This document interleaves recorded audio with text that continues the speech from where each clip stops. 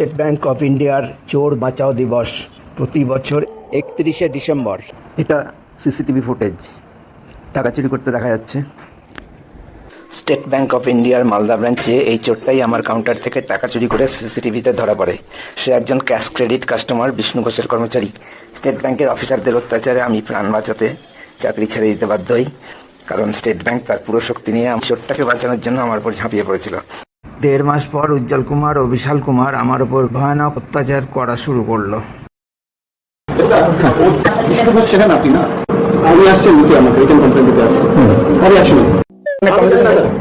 যদি উনি উইথড্র করেন সেইং দ্যাট আফটার এই ফলানা স্ট্যাম্প জন্য আমি উইথড্র করছি account you will be held responsible for the loss in business 65 lakh से सीसी आज टोटल 15 बछर सीसी फुल इंपॉर्टेंट अकाउंट वो आपके ऊपर क्या आपको बोल देता हूं वो आपके चार ऊपर चार्ज लगेगा टिकट तोड़ने का आपके वॉलेट की आसान। दूसरा किसी का सेल्फ रिस्पेक्ट को आप इस तरह से तोड़े एक्चुअली ये आदमी बहुत अच्छा है, इसलिए आप अपने यहाँ साथी में बैठे हैं।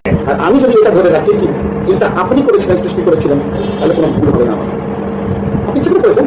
আপনার রেপুটেশন আপনি জানেন না, তখন লোক আপনি জানেন না রেপুটেশন কি হয়। চোরের সঙ্গে চক্রান্ত করে স্টেট ব্যাংক কর্তৃপক্ষ ব্যাংক থেকে কিছু চুরি হয়নি, ওটা সাজানো ঘটনা বলে মিথ্যা প্রচার করলো। স্টেট ব্যাংকের সব ধরনের সমস্ত স্টাফ এই চক্রান্তে সামিল হয়েছিল। ব্যাংক কিন্তু আপনার পছন্দ হয়ে গেছে। ব্যাংক পরিষ্কার বলছে এটার মধ্যে কাস্টমারের কোনো ফল্ট নাই, টাকা বড় হারিয়ে গেছে, মানে ওখানে মানে মিসিং হয়েছে। ব্যাংক এটা বিশ্বাসই করছে না, এটাতে আপনার যে কি হবে মানে। আর আমার তো হাত পা বাঁধা ভয় দেখাচ্ছি, কারণ নিয়মটা আমি জানি, এটা কিছু নিয়ম অ্যাকশন ব্যাংকেই নেওয়ার কথা।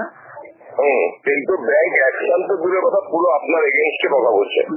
আমি একটা জিনিস অবাক হয়ে যাচ্ছি যে ব্যাংক কেন এটাতে জিনিসটাকে চাপা দিতে চাইছে, এটা আমার মাথায় ঢুকছে না।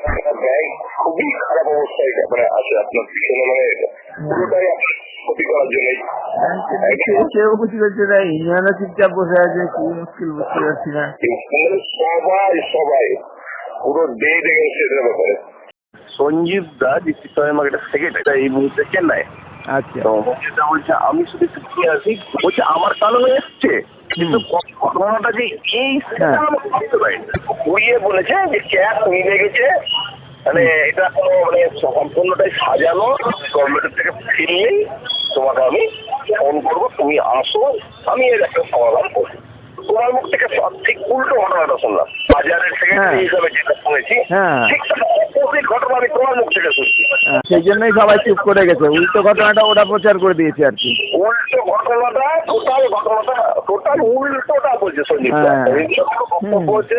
তুমি যা বলছেন সেটা যদি সত্যি হয় তাহলে আমার কাছে যেটা আছে তাহলে সেটা পুরো মিথ্যা, আর ওদেরটা যদি সত্যি হয় তাহলে তোমার কথাটা পুরো মিথ্যা।